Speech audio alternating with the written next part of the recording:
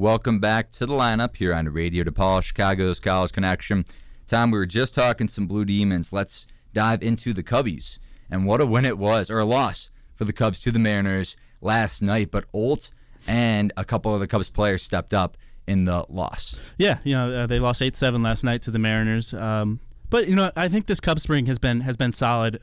We've seen the guys that people wanted to see. They're getting at bats like Mike Olt, like Javi Baez, Chris Bryant, a couple. But yeah, you mentioned Olt with the 2 homers last night, and I think Baez hit one too. So Cubs fans should feel optimistic heading into the season. Obviously, we've been talking about expectations for the Cubs this year, and need to temper them. But these young guys are looking well in their first glimpses.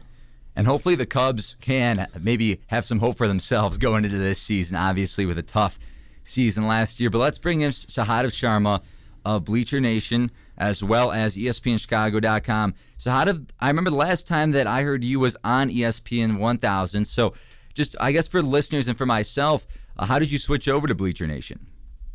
It's not like I'm with anyone in particular. I write for Bleacher Nation when I have any specific ideas. Brett and I have a real good relationship, so I write for him. I'll write for ESPN when the season starts up again, and some other outlets as well. So I'm kind of a free agent right now. So whoever the life of a freelancer is, whoever will pay the bills will get my writing. Terrific, and of course the free agent that was traded for Mike Olt last offseason or last trade deadline in Major League Baseball, Matt Garza, was the product of the Olt trade for the Cubs. And as you mentioned on your Twitter feed last night, not doing any stalking or anything like that, but Olt had a big night for the Cubbies in the loss to the Mariners, 2 home runs and 3 RBI. Do you think Olt could be called up this season, even though he's had obviously the eye troubles and things like that?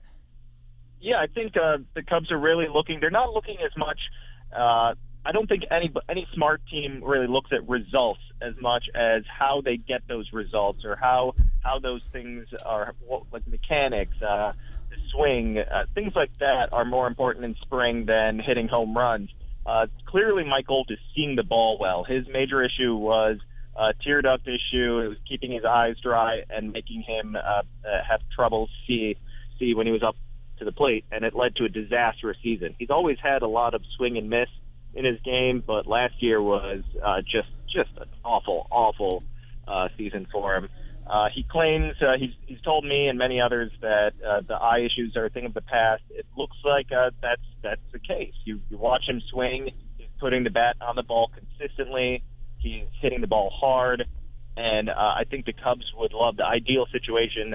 Everyone that I've talked to in the front office will say on and off the record that they want Mike Olt to win the job. It would make things a lot easier for them heading into the season. It gives them just another asset to work with. They have a lot of third base depth in the system, something that you couldn't have said 2-3 years ago, and now all of a sudden they're overflowing with third basemen. If Mike Olt is another one that can really do well for them, it would mean so much. Whether he sticks with the team or is another trade asset, who knows? That's something we can discuss down the road.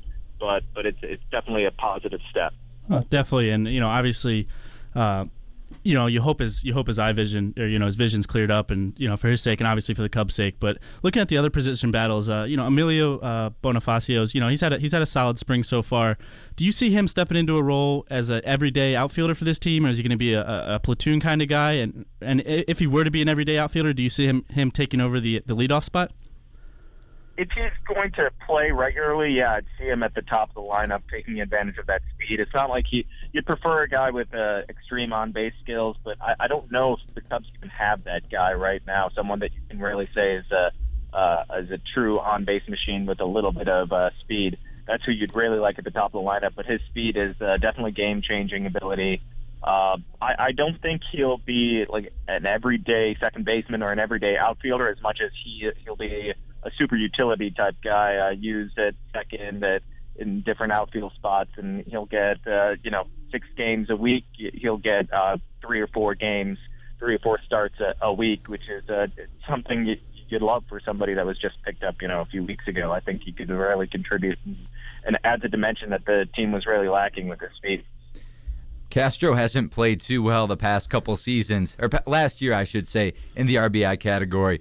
So we'll see if Bonifacio can pick it up at the leadoff spot and maybe set up Castro and Rizzo for some solid RBI opportunities. But let's shift over to the manager position. Rick Renteria, what do you think of Rick Renteria so far? Obviously taking over for Swayam.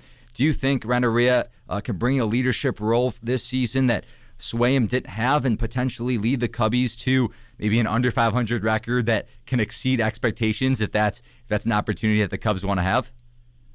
As far as exceeding expectations this season, it's really hard to say what the Cubs are going to do. It's hard for me not to say it'll be a bad season. I just think overall, regardless of who the manager is, it's tough to expect good things from this roster. But just focusing just on Renteria, with all my interactions with him, I feel he's 100% genuine. All that positivity, it's not an act. It's not like he's trying to win you over with that positivity. It's really who he is. I've talked to his bench coaches, wives of the bench coaches. A wife in particular, I remember talking to her at Cubs convention. She was talking about how Ricky has been part of her family. They're a family. He's always been so positive, and he always said when he gets this managerial spot, we're family. You're going to be part of my staff. So he sticks together with people he trusts. He's surrounded himself with people he trusts.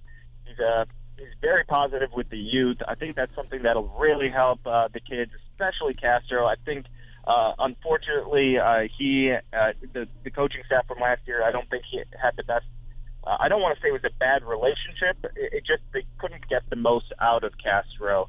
I think he needs certain different personalities need different types of people to work with them. I think Renteria is the right guy to work with a guy like Castro, to work with the younger kids and make sure that, hey, we're going through struggles right now. You're going to 0 for 15 streak, but that's not the end of the world. This is how we're going to fix it. This is a constant positivity, never ripping the guys in public. I think that's hard on kids. For veterans, you can probably get away with that a little easier, but I don't see Renteria doing that very often. I compared him in that sense to Dusty Baker. Let's see how his game management skills are. I can't make any conclusions off of spring training. I'm not a huge fan of Dusty's in-game managing, but Dusty continued to get jobs because he kept his clubhouse together. Players trusted him. Players worked their butts off for him and produced for him. And that's why Dusty continues to get jobs in baseball. It's not because he's a great strategist by any means. So let's see if Renteria can combine both of those aspects, and maybe the Cubs have a steal here in Rick Renteria. Yeah, well, Cubs fans have to love that first part, hearing that family man, and it's good with the young players because there's, obviously this Cubs team is loaded with them. Obviously, we talked about Castro having the disappointing season last year, and Rizzo not having a great season either. So there's going to be obviously tons of questions on this Cubs team heading in. Who do you see being the biggest surprise this year? Is it going to be a rebound year for Castro or Rizzo, or maybe Baez comes up and lights things up? Or what do you see happening, being the biggest surprise for the Cubs? Well, overall, I completely agree with you. There's so much. You look at the roster. There's so many huge variations of. You talk about Mike Gold. You talk about Rizzo. You talk about Castro. You talk about the rotation. Travis Wood, Jeff Samardzija.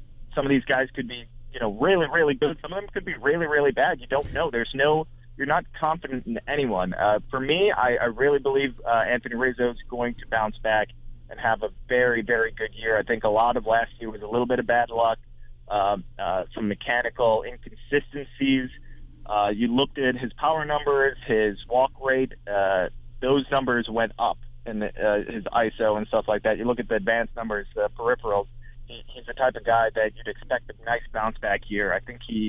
I also think part of the problem with Rizzo is that half season in 2012, he put up numbers that really weren't what a scout would tell you was expected of him. I think there was a little bit of too much hype with him, with the media, the local media, and those AAA numbers. We saw some monster numbers in AAA, and people were expecting an MVP candidate, when in all reality, what he is a very, very solid, above average, a type of guy that's going to make a few All-Star games, but not compete for MVPs. I expect him to have a really strong season. My guy is Wellington Castillo this year. His defense is one of the best in baseball. You saw his defense completely change last year under the guidance of Mike Borzello, they're one of the assistant coaches on the team, and he knows how to call a game. He's learning that aspect of it. He knows how to hit. He's always been able to hit, and he struggled last year because he was focusing so much on defense. And then the second half, his offense started to come back around, and hopefully that continues this year, and he becomes a really solid all-around catcher. You know, some people in camp are throwing the name Yadier Molina around. I think that's a little unfair because Yadier Molina is probably one of the best catchers ever to play the game and has a chance to go down as the greatest catcher ever. So it's really unfair to throw that name around, but Wellington Castillo could very easily be one of the better catchers in the game over the next 5-6 years. To your first point, this thought just popped into my head too. I think having obviously Rick Renneria coming over from San Diego, maybe Rizzo obviously being part of that organization, might have some work together between the two of them. And also, I'm a little jealous of maybe if Castillo can pick it up this season just because I'm a White Sox fan, and having Tyler Flowers and Josh Phegley at the backstop position just may not cut it for the Chicago White Sox this season, in my opinion, and in others. Yeah, I think the White Sox are definitely looking constantly to upgrade that catcher situation. I used to be a fan of Tyler Flowers when he was a prospect, but he never really lived up to that one big minor league season that he had, where he was had both on-base skills and power. I don't know really what happened to that guy. He hasn't developed as some expected, but hey, that's everybody wants catching. Everybody wants catching in this league. There are very few great catchers, and especially in the minor leagues, it's tough to find a very good catcher right now. So I think both the Cubs and the White Sox will be looking to add catching depth in their system in the near future. Hey, maybe he'll maybe a little home run in Game 1 of this season, just like he did last year, and fans will be deeming him as the next AJ Pierzynski, just like they did last season. Sahadev, thank you very much for joining us on this show. We really appreciate it, and we hope to have you back on soon. Thanks for having me. Anytime, guys. All right, thank you very much. Again, that's Sahadev Sharma, Bleacher Nation, as well as ESPNChicago.com.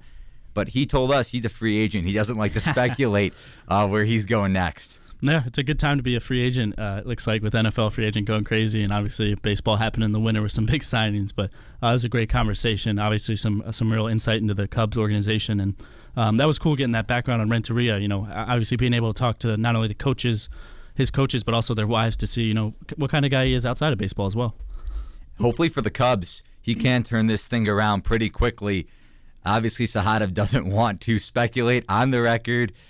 On this show, at least, what the Cubs will be this season, and maybe the Cubs can improve. If he, personally, in my opinion, if Anthony Rizzo is going to turn this thing around, as Sahadev thinks, then I think the Cubs can be better than, or maybe around a 500 record this year. Yeah, I agree with that. It's going to depend on the pitching too, because there's a real lack of it at the back end. Wood has to be around the same as he was last season. He can't drop off. Right, and Samardzija is going to have to bring that ERA down. There's no doubt about it, and the bullpen's going to have to be much better than it was, especially the first half last year.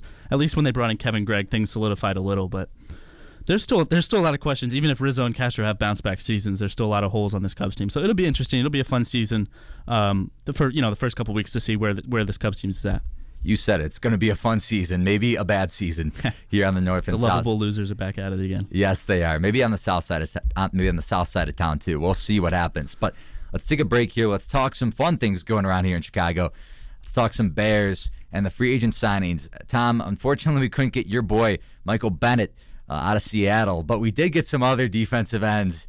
Including today, we got Willie Young, and we'll talk about that next as well. Mm-hmm. Yeah, Bennett came home to Seattle at a nice little discount price, even though he said it wasn't Costco, and there's no such thing as a hometown discount. He turned down the Bears $40 million, and he took the 28.5 from the Seahawks. But the Bears have made some great signings so far. You mentioned that Emery's going to be aggressive early on, and wow, he's lived up to that. Some real big signings. We'll take a quick break here. We'll talk some Bears next here on the lineup on Radio DePaul, Chicago's College Connection.